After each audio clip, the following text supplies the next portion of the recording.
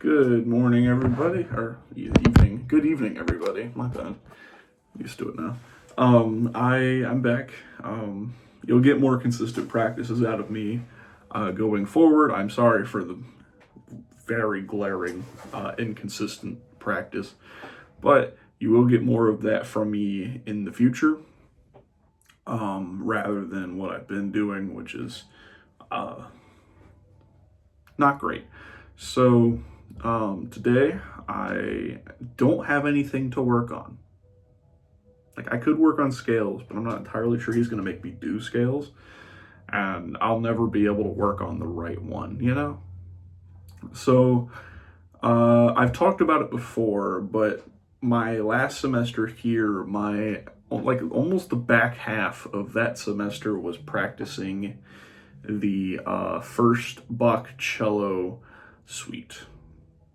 And so I decided that I never quite finished it. I got all the way to the minuet, but I never got to play the jig. So I'm going to play the jig for my lesson tomorrow because I have nothing else to play. My piece isn't going to get here until next week.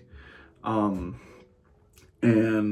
I just don't have anything else. I could work on scales, but no. So, yeah.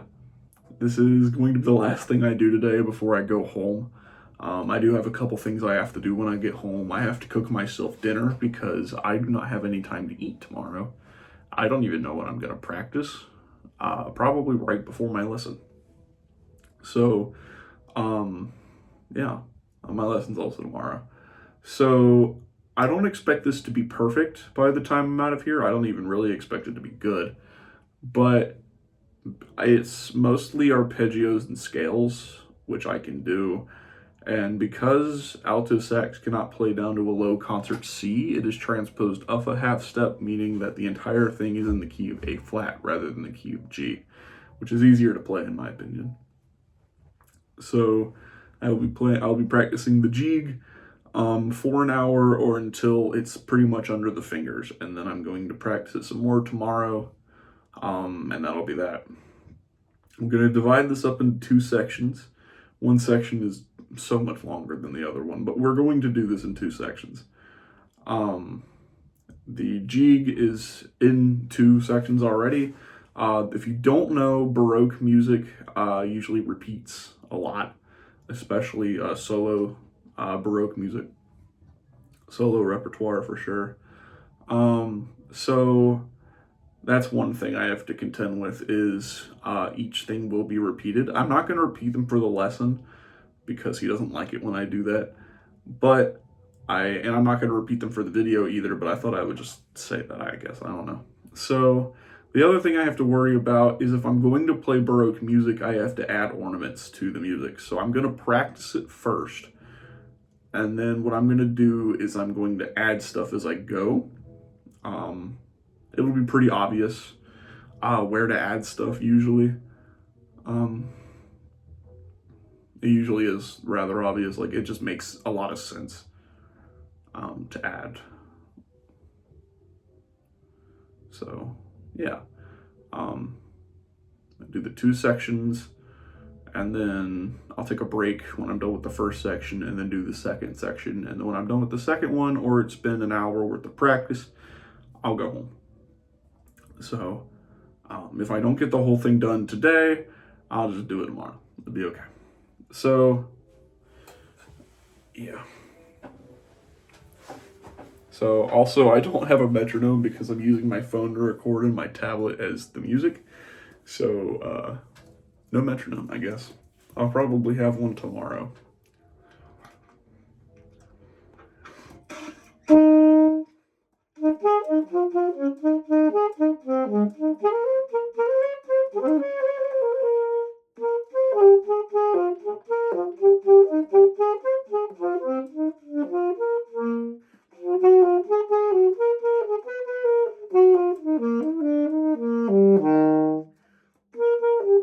Nope, that's too far.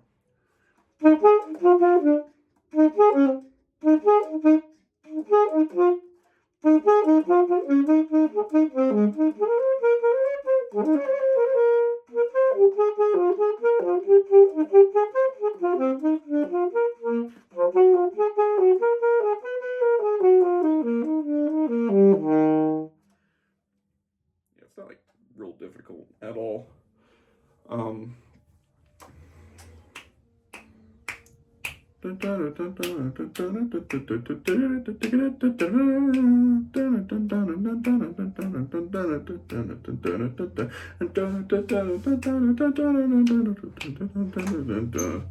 like that.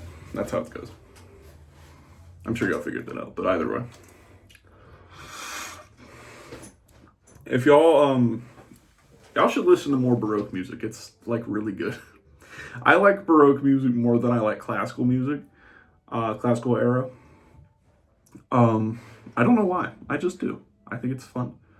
It probably has something to do with the fact that a lot of times, stuff that would be considered like a jazz lick actually appear more in Baroque music than they do classical, just because Baroque music focuses a lot on arpeggiation and like melody harmonization. So like you notice that in there. So I'll just give an example. So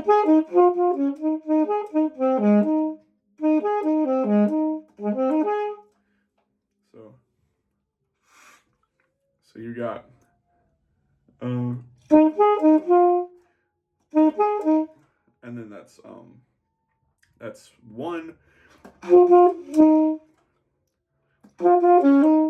four,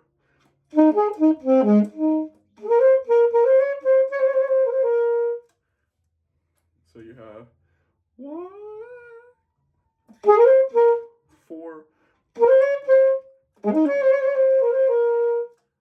and then it's like five there, six, five, and like there's a little modulation to E flat somewhere in here, and then it kind of solidifies it here. And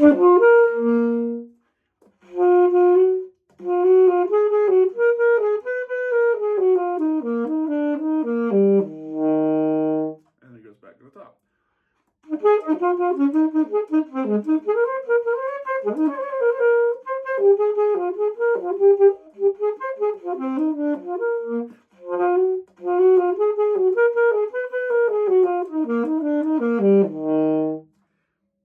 Like that.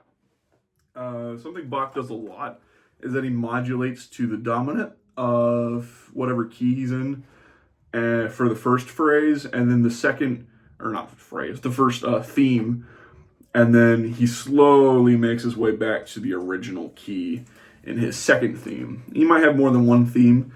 He often does, but usually his pieces are divided almost evenly in half.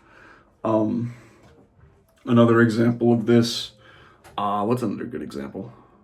The first minuet, so.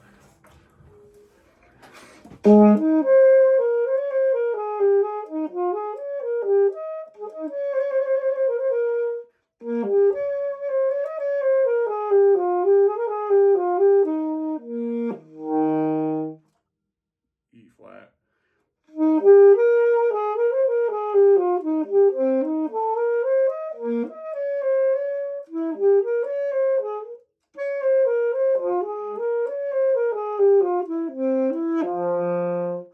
Then you might do like a minor key thing. Or back to A flat.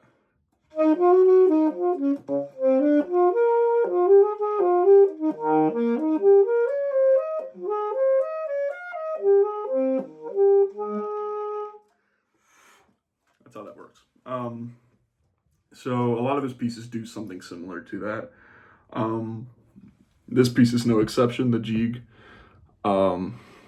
even the actually the second minuet doesn't really do it. It actually stays mostly in the key of my F minor. It would be A flat minor or something. So yeah, that's kind of how this works. So the second half would start.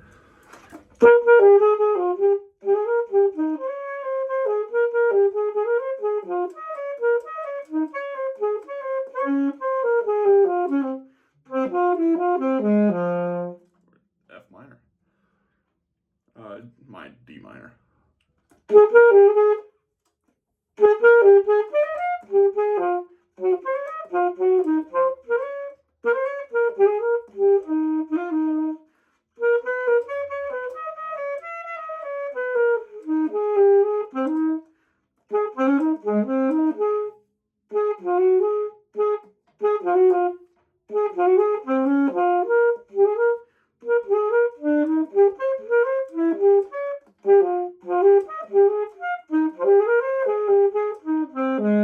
And it ends on A flat, which is nice.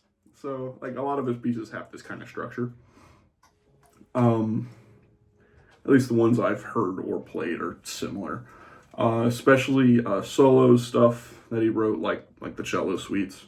But even some of the big pieces for like orchestras or piano or for quartet, still all sorts of stuff written like this.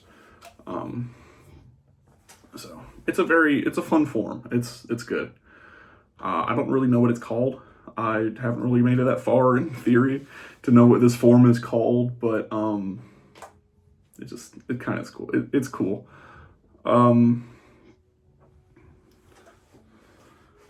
So I can tell you though that the first bit is kind of is a sort of period. I don't really know anything else though.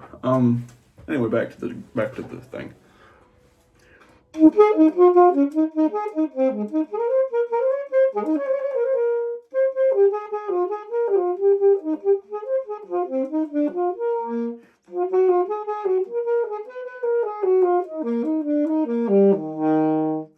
And I can kind of be as slow or as fast as I want in certain spots, of course artistically, but I'm allowed to do almost whatever I want with this piece as long as I play the notes that are on the page. Dynamics really aren't much of a concern in Baroque pieces because a lot of instruments couldn't play dynamics very well.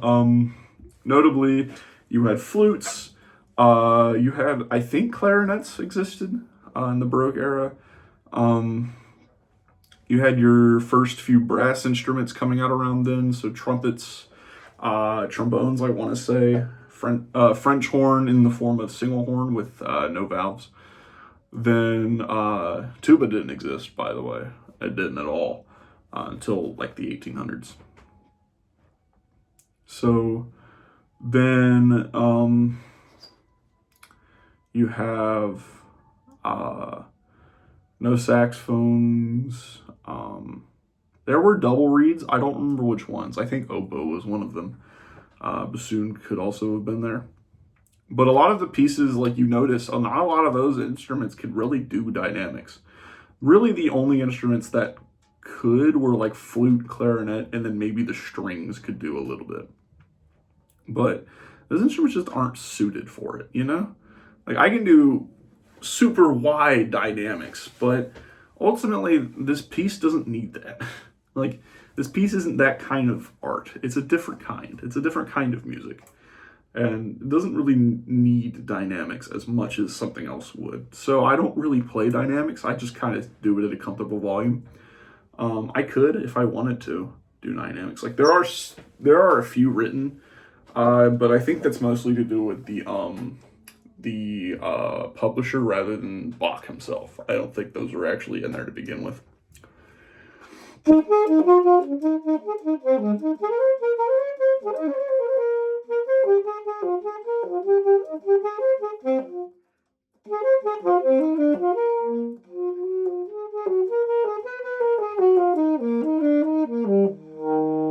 that. Like those are the dynamics that were written. And like it's cool, but it doesn't really need it. It's just kind of extra. We don't really need to do that, so I'm not going to. We are going to start adding things though, so I want to think about that for a second. So.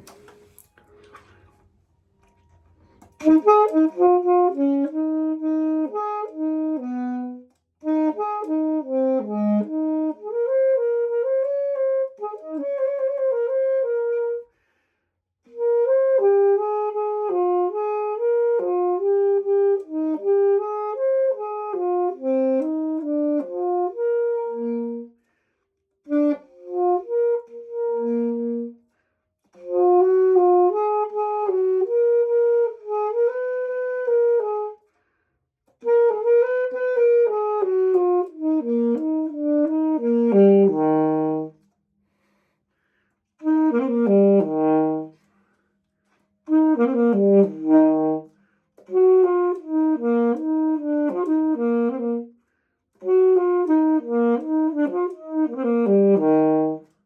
gonna do that. Those weren't very many, but I don't, it's on the fly. I don't know.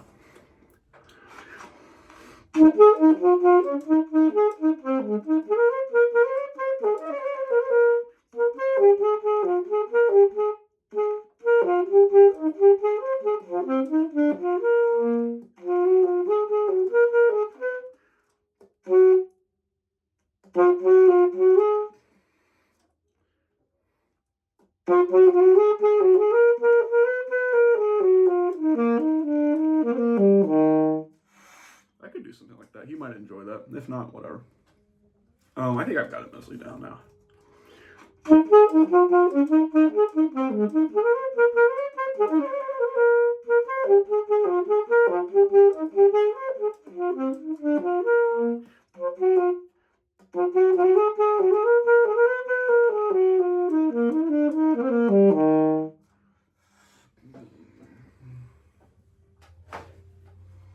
And then I guess we'll just take our little break there. I'll set this down. I've decided that the breaks best consist of me doodling on the piano. At least it keeps my music brain going. So I don't really know how to play anything yet. I don't have enough like coordination to play like out of a hymnal or something, like score reading it. I don't do that yet. So I do a lot by ear, and then sometimes I do by read, but usually I just do it by ear. So I could try playing this, actually. So.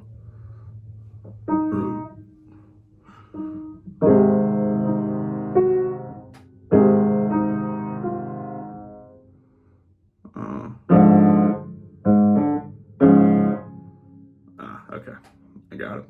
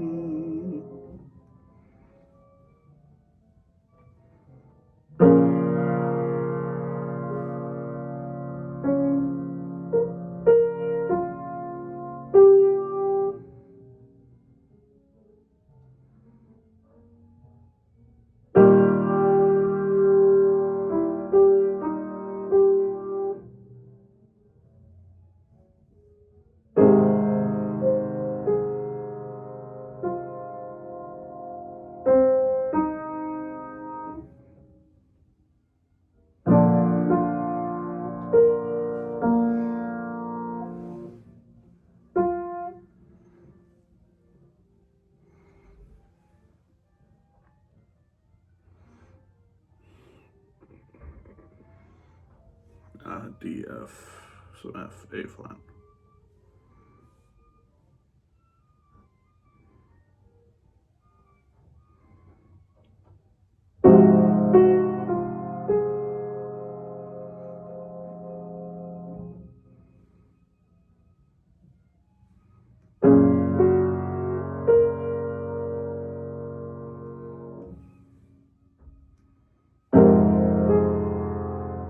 That's not. I don't know how that would go. Oh. Also, that absolutely fantastic saxophonist that you can also hear in the video, I'm sure, is my professor. I've got a lot to live up to, but I think that's my professor. I could be wrong, but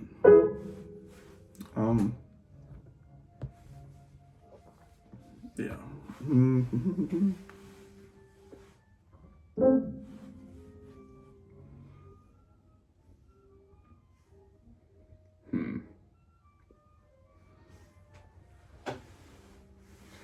You know what I'm gonna try? I'm gonna attempt.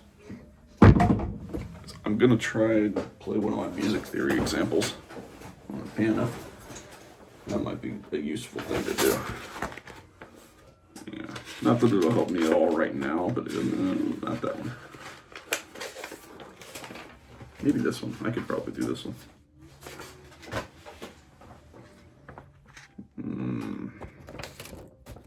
There we go.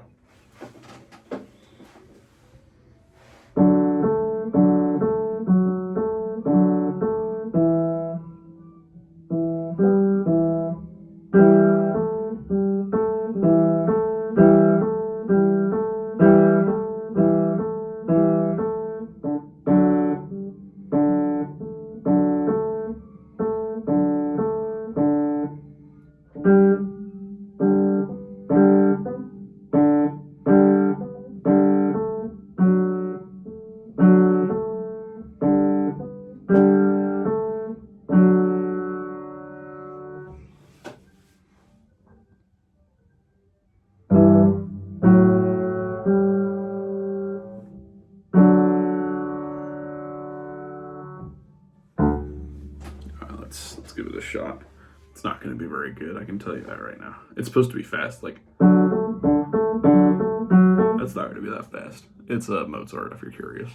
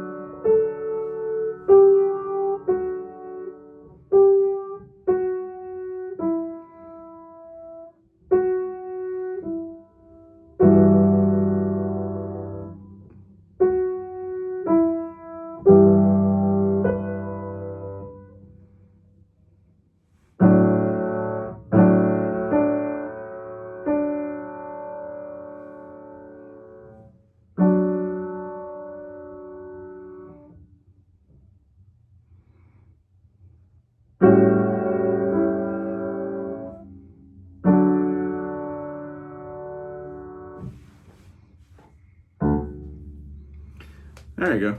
See, I can play a little bit of piano. It's not very good.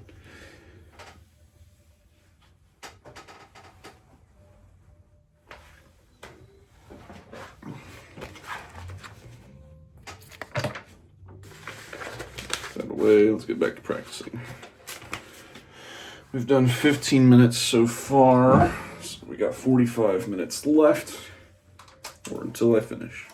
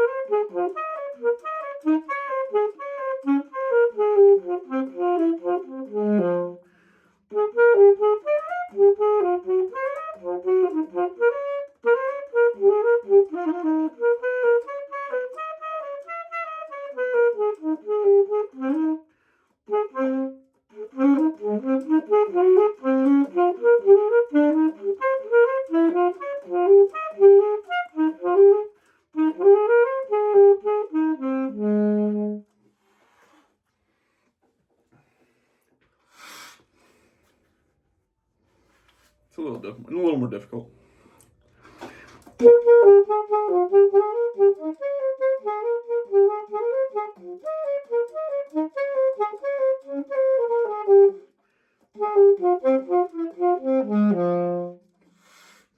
Let's just work on it.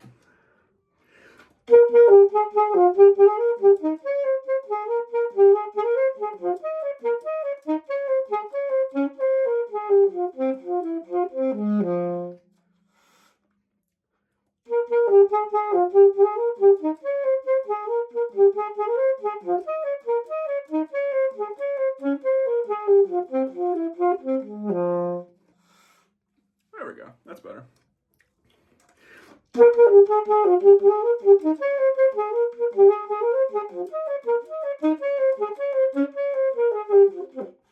Oh.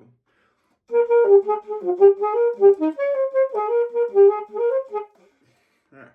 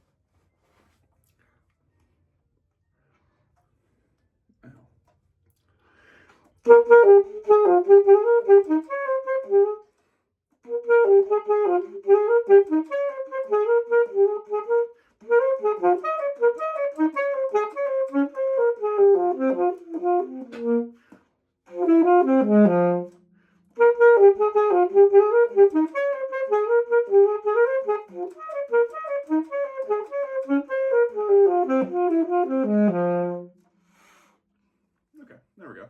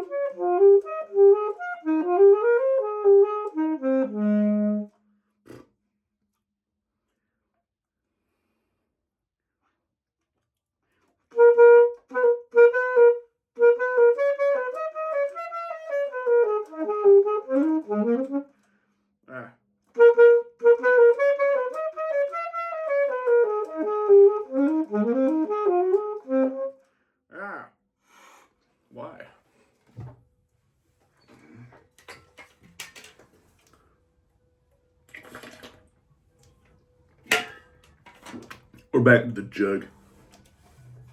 We have a jug again.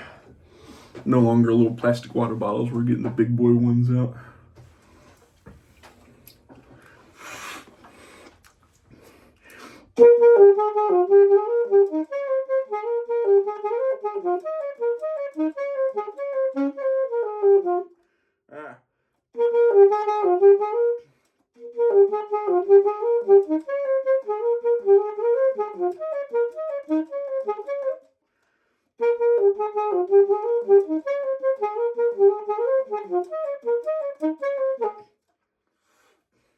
I kind of like the way I do that a little bit. I'm not gonna lie.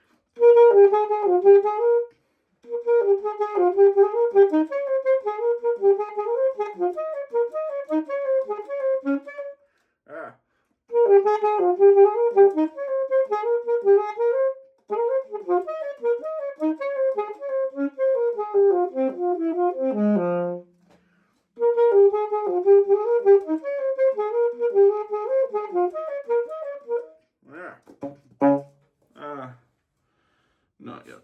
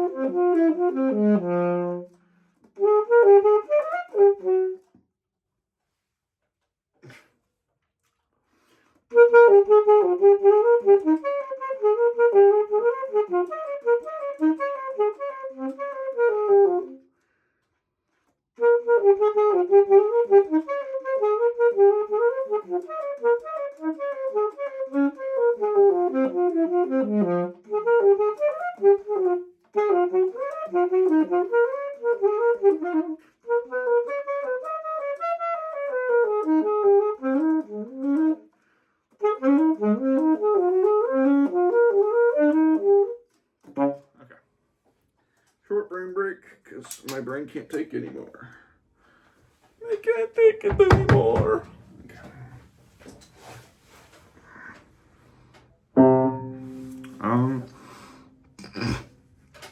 I didn't mean to do that. That was really funny though. If you didn't catch that, I'm sorry. So yeah. I don't know. I don't know what to say here.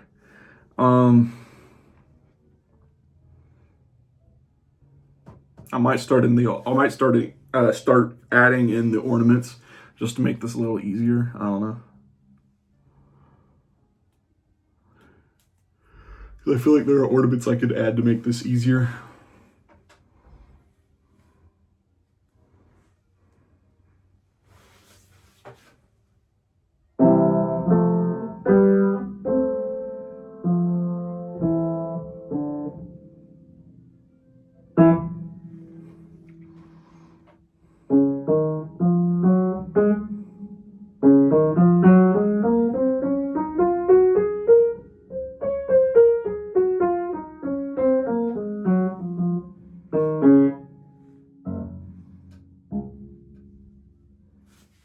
I wonder if I can still play that piece. It's like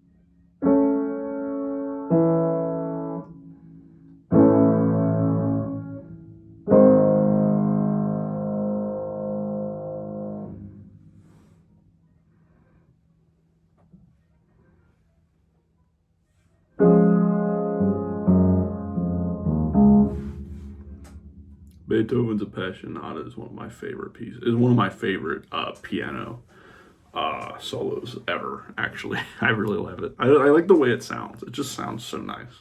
Like, I'm not even a piano player, but like,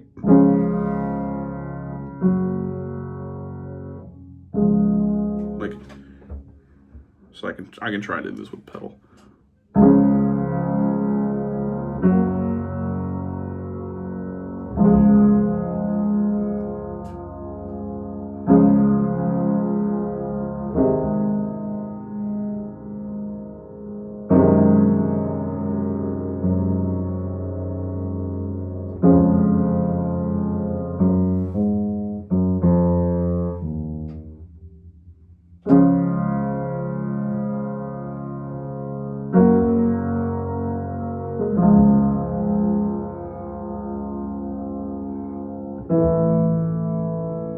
I think it's an A chord there. I don't remember what it is though.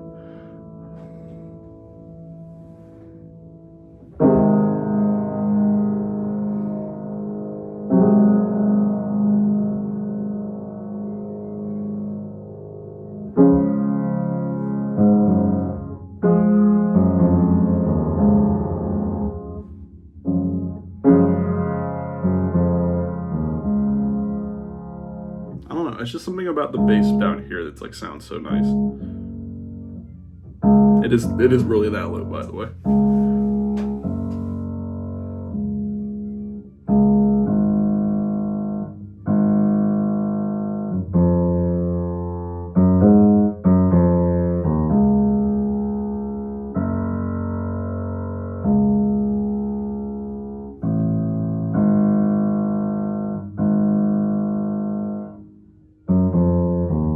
That's the bass.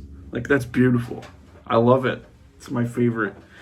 Like, that piece is just so good. That's what Beethoven might be my favorite composer now, honestly.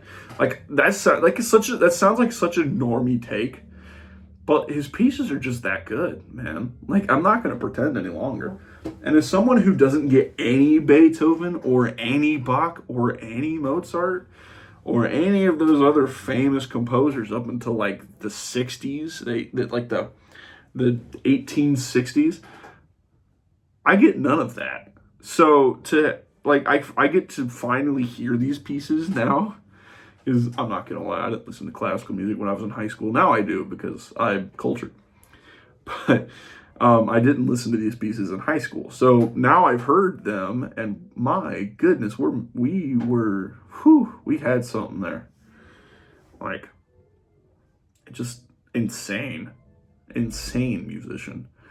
Like, one of the most tragically deaf people ever, I would say.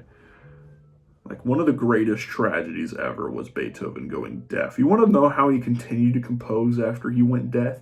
He had a metal rod sticking out of the piano, and he could feel the vibrations through his skull. Do you know how insane that is? He composed Ode to Joy while he was deaf. You know. That's not the right note. Yeah, it is.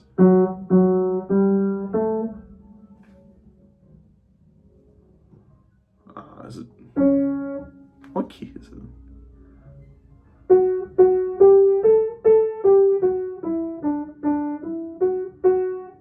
You know that piece? Everyone knows that piece. He composed that when he was deaf with a metal rod that he bit to get the vibrations through his skull. Do you understand what kind of a dude can compose something everyone knows doing that?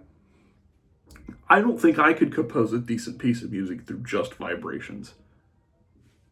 Like, what does that even feel like? I don't know. Crazy, man. Like, we don't have many, if any, musicians like Beethoven today. We don't. I don't believe it.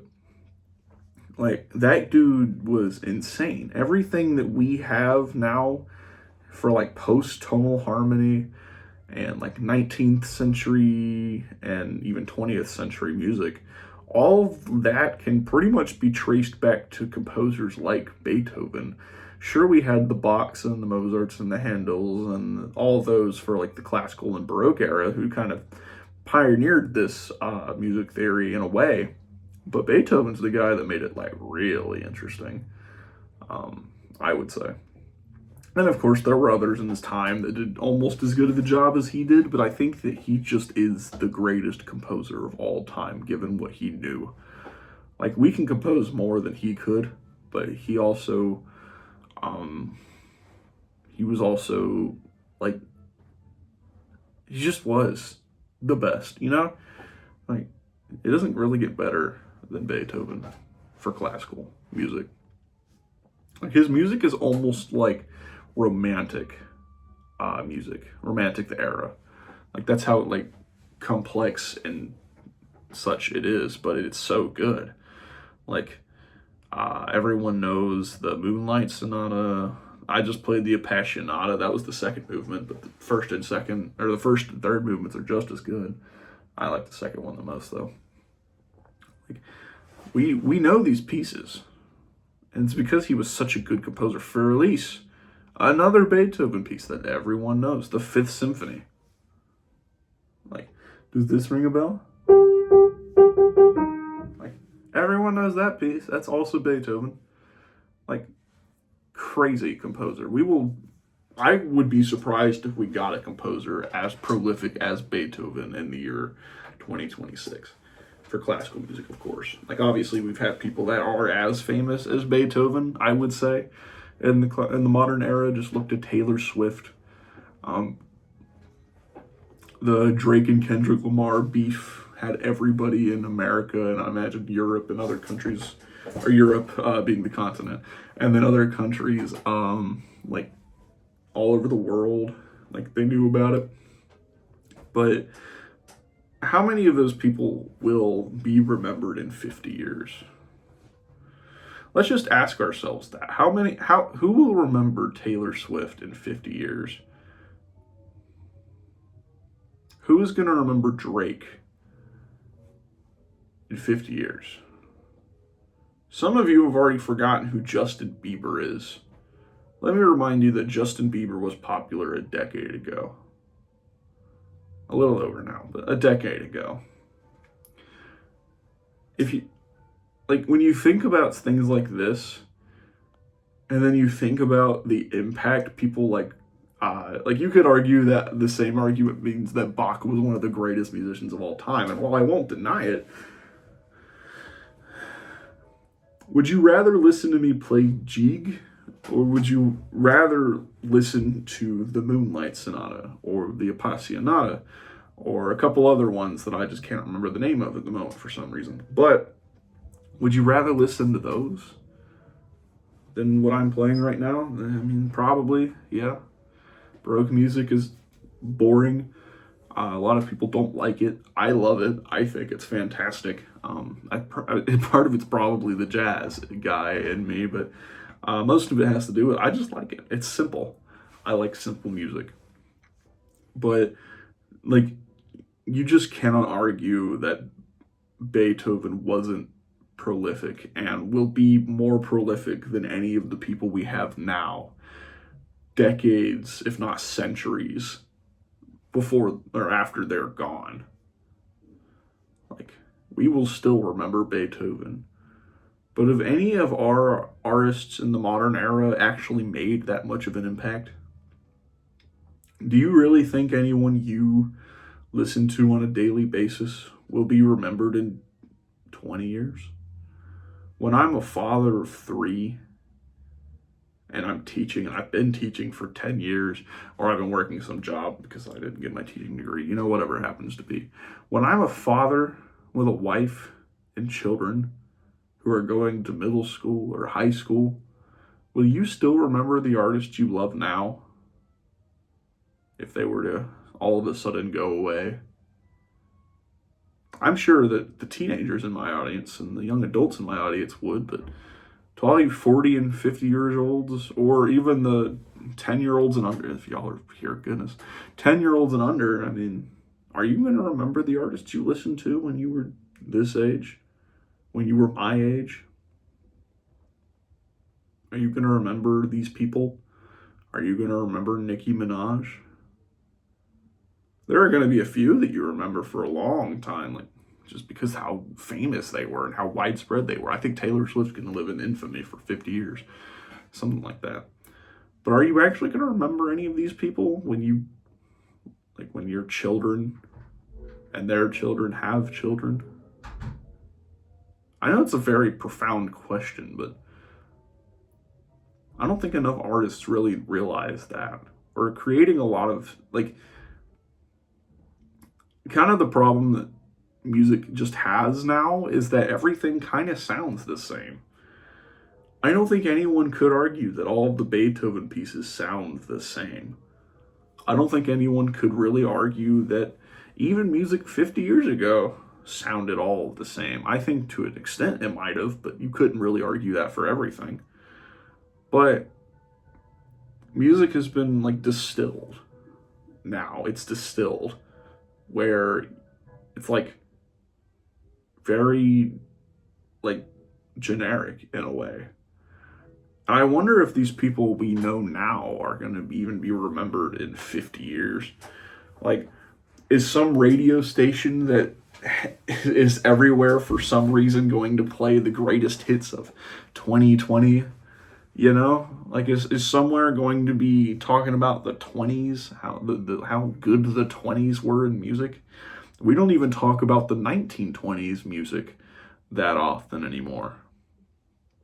As someone who thinks that era of music should probably be more remembered than it actually is, we don't talk about it at all. Name a single song from 1920 that you have saved in your Spotify or YouTube playlist. And don't go save one and then do it. Don't do that. It's cheating. Name a single song from 1920 that you have in your playlist. Do the same all the way to 1970 and see just how low that number probably is. I'd say it's probably 60s and 70s you'd have quite a few. See how drastically that goes down when you start hitting 50, 40, 30. Do you have any songs from 1900? How about the 19th century? Besides classical music, of course. Do you have anything? I'd say the answer is probably not. Because people are forgotten. Musicians are forgotten all the time, really. I'm not saying every piece that you create should be the most memorable, wonderful piece. Because that's actually how I got into this mess. What I am saying, in my opinion anyway, what I'm saying is that we should look into why. I've looked into why at least a little bit. Why we remember these artists so well. But I bet you haven't done anything with that. I don't think you've done the research. If you have, fantastic. Good for you. But to the rest of you in my audience, go do some homework. Go look up some old music.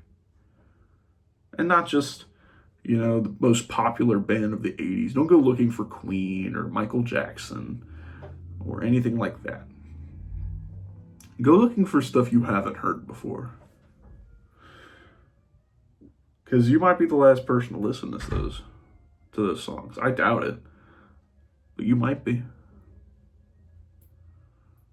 You don't really want to be the first. The first is insignificant.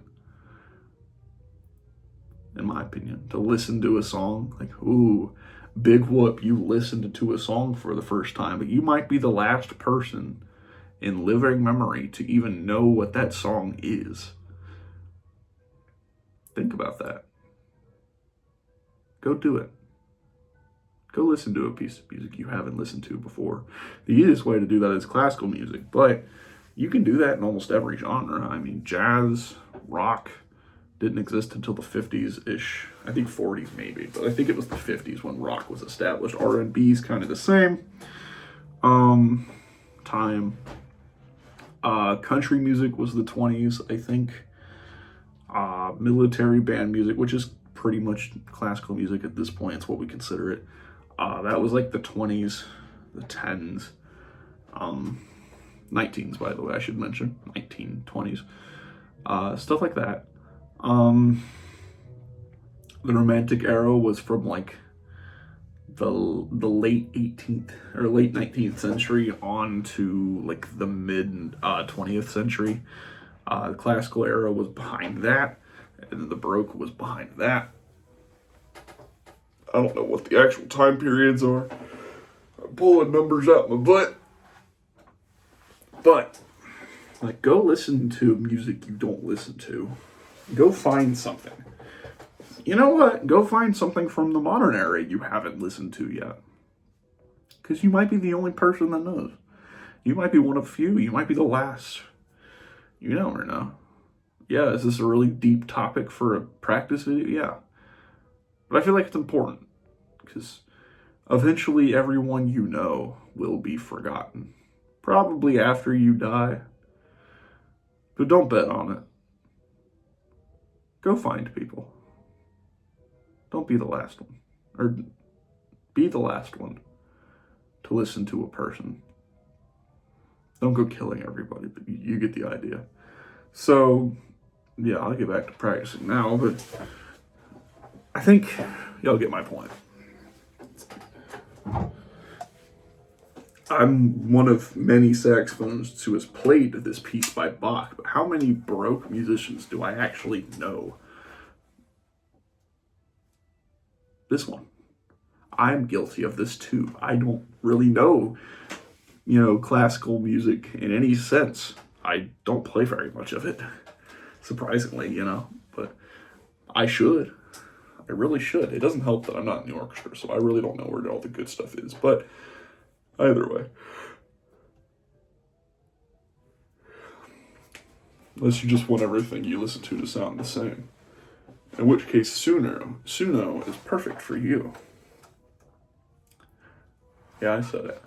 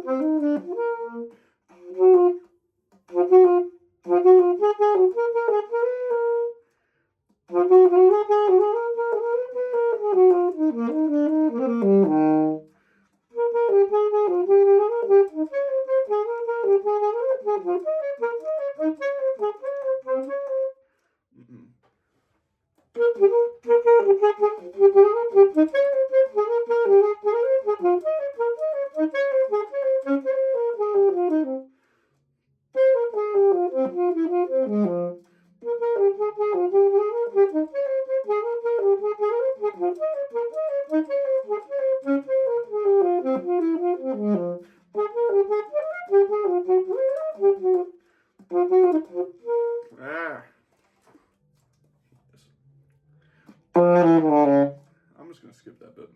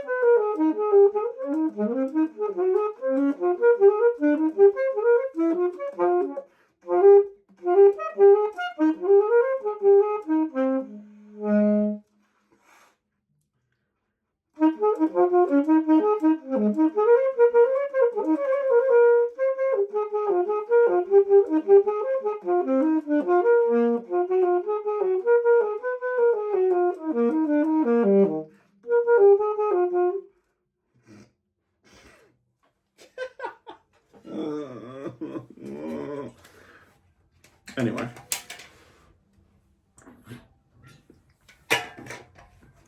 I just want a full run through. If I can make it all the way without like just really messing up, then I'll just go home. Honestly.